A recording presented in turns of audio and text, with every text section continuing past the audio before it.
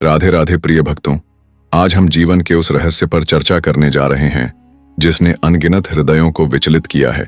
क्योंकि यह प्रश्न हर किसी के मन में उठता है कि क्यों कुछ आत्माएं इस संसार में थोड़े समय के लिए आती हैं और फिर चली जाती हैं, क्यों किसी माँ की गोद सूनी हो जाती है और क्यों कभी कभी नवजात शिशु जन्म लेते ही मृत्यु को प्राप्त हो जाता है। क्या यह केवल भाग्य है? क्या यह भगवान का अन्याय है या फिर इसके पीछे कर्मों का कठोर नियम छिपा है? भक्तों, लोग अक्सर यह भूल जाते हैं कि हर कर्म का फल अवश्य मिलता है। कभी कभी कोई स्त्री विवाह से पहले अनुचित संबंध बनाती है और उस समय किए गए कर्मों का प्रभाव उसके भविष्य पर पड़ता है। परिणाम स्वरूप विवाह के बाद जब वह मां बनती है तो उस शिशु पर भी पिछले कर्मों की छाया रहती है और कई बार नवजात शिशु मृत पैदा होता है या जन्म के कुछ ही समय बाद मर जाता है। उस समय परिवार व्यथित होकर भगवान को दोष देते हैं और पुकारते हैं, हे प्रभु, आपने हमारे बच्चे को क्यों छीन लिया? परंतु सत्य यह है कि भगवान किसी के साथ अन्याय नहीं करते, बल्कि यह सब पिछले कर्मों का कठोर लेखा जोखा होता है। जिस प्रकार कोई किसान अपने खेत में कांटे बोकर बाद में फूलों की आशा करे तो यह असंभव है, उसी तरह मनुष्य भी जब जीवन में अधर्म, छल या अनुचित आचरण करता है तो वह चाहे अनजाने में ही क्यों न हो, उसका परिणाम भविष्य में दुख और पीड़ा के रूप में लौटकर आता ही है। भगवान तो कभी अन्याय नहीं करते, वे केवल न्याय करते हैं। उनका कार्य सिर्फ वही फल लौटाना है जिसे हम अपने ही हाथों बो चुके होते हैं। मित्रों, यही कारण है कि भगवान विष्णु गरुड़ से कहते हैं, हे गरुड़, मनुष्य जब स्वयं भूल करता है और जब उसके परिणाम सामने आते हैं तब वह व्यथित होकर ईश्वर पर आरोप लगाने लगता है। परंतु सत्य यह है कि भगवान किसी पर अन्याय नहीं करते। कर्म का नियम अटल और अडिग है, जैसे बोओगे वैसा ही काटोगे। मनुष्य अक्सर केवल तत्काल परिणाम देखता है और सोचता है कि जीवन में दुख अचानक आए, परंतु उसकी आंखों के सामने जो भी घटना घटती है वह उसके ही पुराने कर्मों की परिणति होती है। यही कारण है कि जीवन कभी सुखद होता है, कभी दुखमय। सब कर्मों के न्यायपूर्ण फल हैं। दोस्तों, फिर जगत का पालनहार विष्णु मुस्कुराते हुए आगे कहते हैं, मनुष्य अक्सर यह समझ नहीं पाता कि उसके वर्तमान दुखों की जड़ उसके ही पुराने कर्म होते हैं। जब कोई धर्म, करुणा और सत्य के मार्ग पर चलता है तो उसका भविष्य भी उज्जवल होता है, और जब वह प्रलोभन व पाप की राह चुनता है तो वही कर्म उसे कष्ट, अपमान और अकाल मृत्यु की ओर धकेल देते हैं। इसलिए हे मेरे प्रिय श्रोताओं, आज की इस कथा में हम यह जानेंगे कि अकाल मृत्यु या जल्दी मृत्यु के पीछे कौन से कारण छिपे होते हैं। यह प्रश्न हर किसी के मन में कभी न कभी अवश्य उठता है कि जब किसी मासूम बच्चे की मृत्यु हो जाती है या किसी होनहार युवा की सांसें अचानक थम जाती हैं तो मन भीतर तक हिल जाता है और लोग आहत होकर कहते हैं, इतना अच्छा बच्चा था, इतना उज्जवल भविष्य था, फिर भी क्यों चला गया? लेकिन प्यारे भक्तों, इस संसार में कुछ भी बिना कारण नहीं होता, क्योंकि हर एक घटना, चाहे वह सुख की हो या दुख की, हमारे अपने ही कर्मों का परिणाम होती है। जवान मौत का रहस्य भी कर्म के इस कठोर सिद्धांत से जुड़ा है। बेटा, यह बात गांठ बांध लेनी चाहिए कि न तो कोई जल्दी मरता है और न ही कोई देर से। मृत्यु तभी होती है जब उस आत्मा के संचित कर्मों की घड़ी पूरी हो जाती है। गरुड़ पुराण में कहा गया है, कर्माणि गतिति मनुष्य लोके न चान्यथा पश्यति देवतात्मा। अर्थात इस मनुष्य लोक में जो कुछ भी होता है वह केवल और केवल कर्मों के आधार पर ही होता है, अन्यथा कुछ नहीं। हे गरुड़, इस संसार में न तो कोई संयोग है और न ही कोई अन्याय। जो जैसा बोता है वैसा ही पाता है। यदि कोई व्यक्ति धर्म का पालन करता है तो उसका जीवन सुखमय बनता है, और यदि वह अधर्म व पाप के मार्ग पर चलता है तो उसका परिणाम दुख, बीमारी और समय से पहले मृत्यु के रूप में सामने आता है। मनुष्य अक्सर इन रहस्यों को समझ नहीं पाता और सोचता है कि ईश्वर ने उसके साथ अन्याय किया, परंतु सच्चाई यह है कि यह सब उसी के कर्मों की छाया होती है। कुछ लोग अपने पिछले जन्मों में ऐसे कर्म करके आते हैं जिनका फल उन्हें इस जन्म में भोगना ही पड़ता है, और कभी कभी वही फल जल्दी मृत्यु के रूप में सामने आता है। वास्तव में कई बार आत्मा स्वयं ही यह संकल्प लेकर आती है कि इस जीवन में थोड़ी ही देर रुकना है, केवल कुछ अधूरे कर्म या पुराने हिसाब पूरे करने हैं और फिर वापस लौट जाना है। और जब आत्मा इस धरती पर अपना कार्य पूरा कर लेती है तो वह बिना विलंब किए अपने वास्तविक धाम की ओर प्रस्थान कर जाती है। यह आत्मा के लिए तो एक स्वाभाविक यात्रा होती है, लेकिन पीछे छूटे हुए लोग इसे समझ नहीं पाते। वे सोचते हैं कि मृत्यु अचानक आई, जबकि सत्य यह है कि वह आत्मा पहले से ही अल्पकालिक प्रवास के लिए आई थी। यही कारण है कि कई बार नवजात शिशु जन्म लेते ही चल बसता है या कोई युवा समय से पहले संसार से विदा हो जाता है। लेकिन जब ऐसा होता है तो परिजनों के लिए वह पीड़ा असहनीय बन जाती है, क्योंकि उन्हें लगता है कि उनका सहारा, उनका प्यार और उनकी खुशियां उनसे छिन गईं। उन्हें समझ नहीं आता कि आखिर उनका ही बच्चा या उनका अपना ही परिवार का सदस्य क्यों उनसे इतना जल्दी दूर हो गया। यही कारण है कि मृत्यु जब अकाल आती है तो शोक का पहाड़ टूट पड़ता है, परंतु सच्चाई यह है कि यह सब आत्मा के पूर्व जन्म और वर्तमान कर्मों का परिणाम होता है। अक्सर हम केवल अपने आंखों के सामने की दुनिया को ही देखते हैं, लेकिन कर्म का जाल अनंत और गहरा होता है। जो दुहक आज महसूस हो रहा है वह कई बार बीते जीवन के अधूरे कार्यों या कर्मों का प्रतिफल होता है। आत्मा की यात्रा इतनी सरल नहीं होती कि हम केवल वर्तमान को देखकर इसका अर्थ समझ सकें। प्यारे भक्तों, यह जगत कर्म का विशाल जाल है। कोई भी धागा अकेला नहीं हिलता। हर घटना किसी न किसी पुराने कर्म से जुड़ी होती है। कभी यह परिणाम आज दिखाई देता है, कभी भविष्य में। इसलिए जीवन में जो कुछ भी होता है वह संयोग या भाग्य का खेल नहीं, बल्कि कर्म का न्यायपूर्ण फल होता है।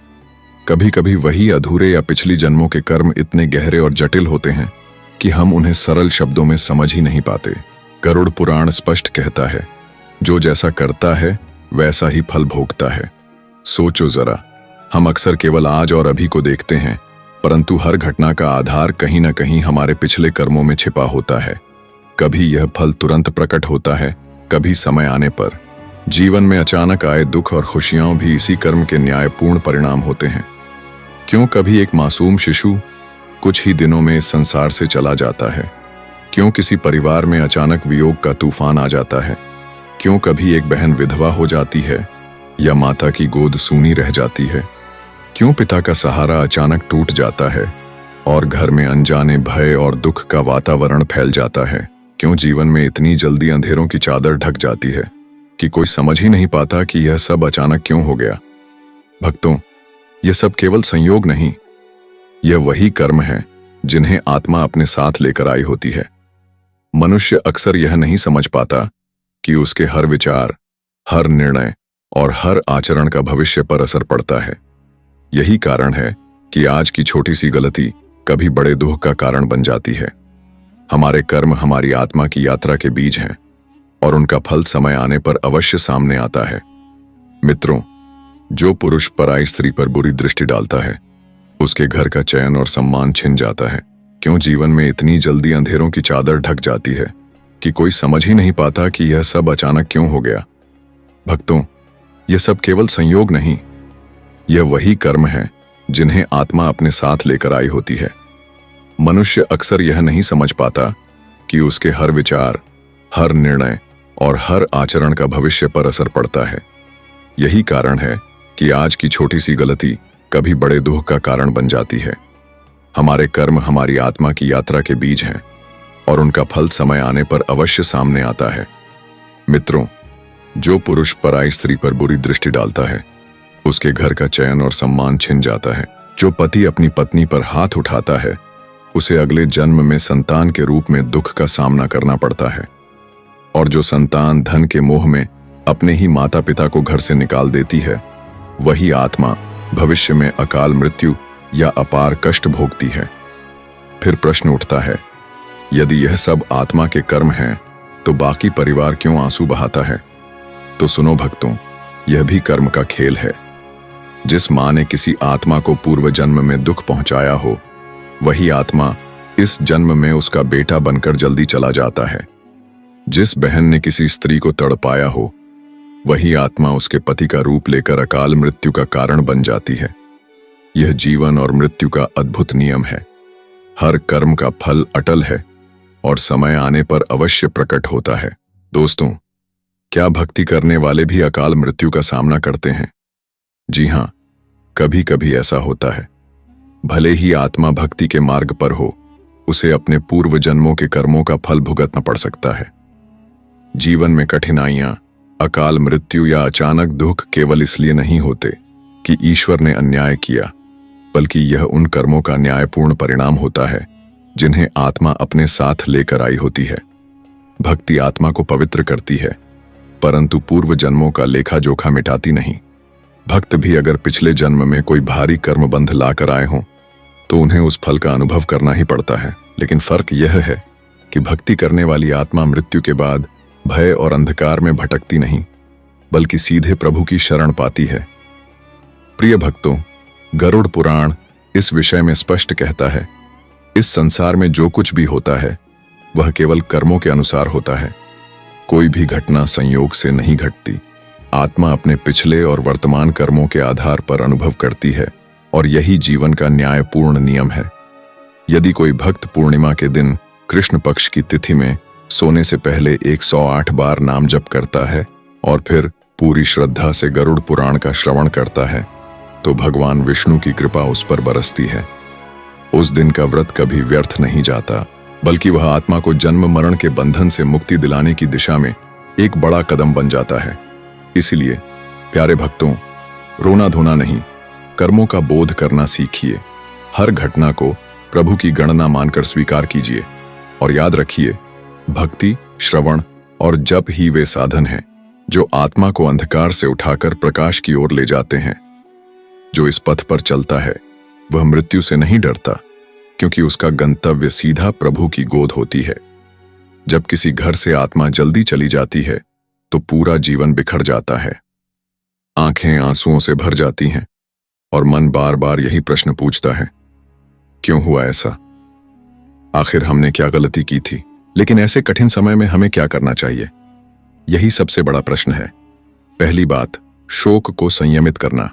श्री कृष्ण ने गीता में कहा है, जातस्य हि ध्रुवो मृत्यु ध्रुवम जन्म मृतस्यच, अर्थात जिसने जन्म लिया है उसकी मृत्यु निश्चित है और जिसकी मृत्यु हुई है उसका पुनर्जन्म भी निश्चित है। शोक करना स्वाभाविक है, परंतु अति शोक आत्मा की गति को रोक देता है। जितना हम मोह और रोने में डूबते हैं, उतना ही वह आत्मा हमारे आंसुओं के बंधन में उलझ जाती है और अपनी दिव्य यात्रा पूरी नहीं कर पाती। दूसरी बात, भक्ति और सेवा से सहयोग। आत्मा को चाहिए हमारे आंसू नहीं, बल्कि हमारी श्रद्धा। यदि हम उसके नाम से भजन करें, दान पुण्य करें, भागवत कथा या गरुड़ पुराण का श्रवण कराएं, तो वह आत्मा ऊपर की ओर गति करती है। रोने से आत्मा नीचे की ओर खींचती है, लेकिन भक्ति से उसका मार्ग प्रकाशित होता है। तीसरी बात, अपने जीवन को जागृत करना। मित्रों, मृत्यु केवल एक अंत नहीं है, यह एक दिव्य संदेश है। यह हमें बार बार याद दिलाती है कि यह संसार क्षणभंगुर है। जिस धन, यश और देह पर हमें सबसे अधिक भरोसा है, वही पल भर में हमसे छूट जाता है। किसी प्रियजन का जाना हमें तोड़ता जरूर है, पर यदि हम गहराई से सोचें तो वह हमें जगाता भी है। मृत्यु हमें सिखाती है कि इस जीवन को केवल भोग विलास, क्रोध और मोह में गंवाना नहीं है। मृत्यु हमें चेताती है कि समय बहुत कम है और प्रभु से जुड़ना ही जीवन का असली उद्देश्य है। इसीलिए जब कोई चला जाए तो अंधेरे में डूबने के बजाय प्रभु के प्रकाश में प्रवेश करना ही सच्ची श्रद्धांजलि है। याद रखिए, भक्ति ही वह शक्ति है जो कठोर से कठोर कर्मों को काट सकती है। कर्मों की गणना इतनी सूक्ष्म है कि हमारी बुद्धि उसे छू भी नहीं सकती।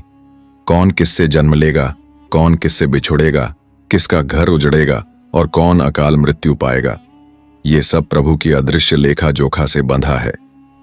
परंतु प्रभु ने हमें केवल कठोर कर्म बंधन में नहीं छोड़ा, उन्होंने मुक्ति का सरल उपाय भी दिया है, नाम जप। यदि आप पूरे मन से हर दिन सुबह से शाम तक यह महामंत्र जपते रहें, हरे कृष्ण कृष्ण कृष्ण हरे हरे, हरे राम राम राम हरे हरे, तो कोई काल, कोई ग्रह, कोई अकाल मृत्यु आपको छू भी नहीं सकती।